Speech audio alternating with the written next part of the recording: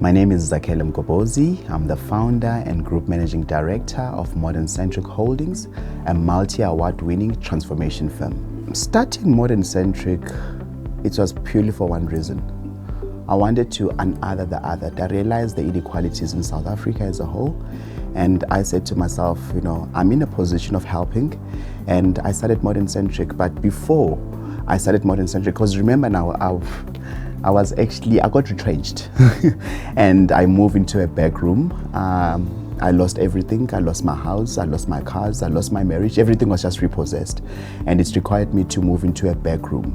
And I stayed in that back room for 2 years, asking myself, what's happening? And then I realized that I'm not going to go back to corporate. I'm not going back to corporate. Let me start Modern Centric and unother the othered. But in me doing that, I had to apply a campaign that would drive it, because I didn't have a boss, I didn't have a client, I didn't have anybody. Something had to drive me. And hashtag Modern Centric 1 million was one of my drivers. Hashtag Modern Centric 1 million is actually a campaign that says, in my lifetime as Zakhele Mgobhozi, the founder and the leader of the organization, I want to impact over 1 million people through sustainability, through empowerment, through transformation.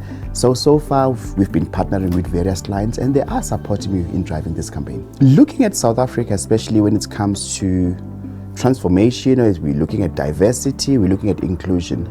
But can I just be honest with you? Within inclusion, there's still exclusion.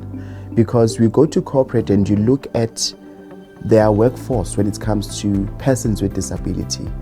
The government quota state that, you need to have at least 7% of your workforce made up of persons with disability.